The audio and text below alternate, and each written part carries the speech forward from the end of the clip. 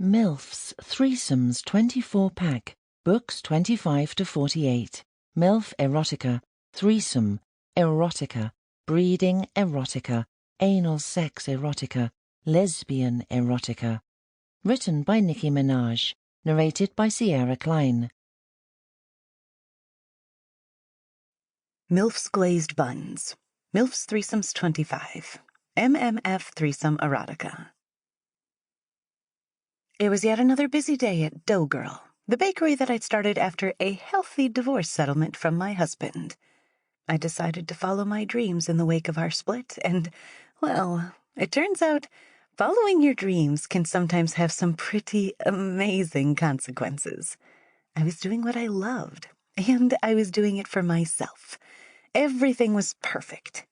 My newfound happiness really shined in each and every creation that went out onto the shelves of Dough Girl, and in a small amount of time, I'd built a core group of loyal customers who came in daily for breakfast and lunch offerings. Some would even drop by 3 times a day, arriving after their work hours in the hopes of snagging some cut-price goods. Things were going great. I'd seen the business grow year on year and found myself turning a healthy profit. I'd started to employ staff to look after the place in my absence, instilling in them the same values that had made my store popular to begin with. Everything had gone so well, in fact, that 2 customers, Charlie and Thomas, had taken a keen interest. They were each successful entrepreneurs in their own right, and they'd spotted something in my business that they thought they could make a successful brand. They said my store had a style and a flair that was unique. I didn't see it myself. I just decorated it how I wanted it, but they said it had really captured something. I told them that it was the cakes and pastries that hooked the customers, not the decor, but they'd insisted it was the whole package, me included. Me, I'd cried. What do I have to do with it? That's when they told me, in no uncertain terms, that my bubbly personality and cute looks had put me in a league above. I still blush thinking about it now. It's not often 2 young men call a 40-something cute. Anyway, they wanted to get inside the business and find out what made it tick, with a view to franchising it. I didn't want the brand to lose what made it special, and I think we were on the same page there. They were swinging by tonight after hours so I could show them one of the simpler recipes. I think they just needed to get an idea of every aspect of the job for when they want to replicate it elsewhere. I barely had time to be excited or nervous during the day. The customers flowed through the door, and when they didn't, I'd be busy tidying or planning for the next influx. I'd damn near forgotten that Charlie and Thomas were coming over, so seeing their faces on the other side of the glass door was startling. They each gave a wave and stood waiting out on the street. I threw down my cleaning rags and hurried to let them in. "Hey," I beamed, opening the door. "How was your day?"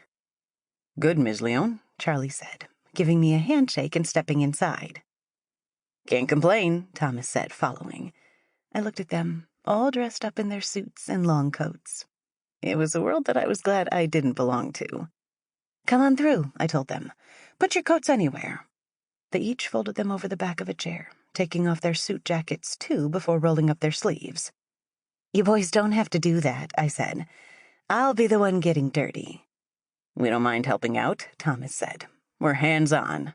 "Okay, well, hands off today. I don't want you ruining tomorrow's batch." Charlie held up his hands.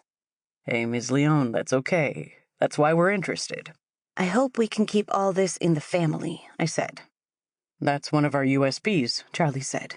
USP? Unique selling point, Thomas informed. It's what makes your place stand out. That, and the amazing cakes, of course." "Pastries, too?" "Pastries, too," Charlie added. "Independent-style businesses do well," Thomas said. "We can work with that." I showed them through to the back of the store, where all the baking happened. It was almost twice the size of the public side of the operation. Back there I had tall ovens, huge metal tables, shelves full of metal mixing bowls, refrigerators, and everything in between. "So," Charlie began, "show us how it's done." "You boys ready?" "Ready, Ms. Leone," Thomas said. The whole time they followed me closely, paying attention to every little move. They were professional, all right. It started to make me feel nervous. "You boys want to put some music on or anything?" "However you'd use..." Sample complete. Ready to continue?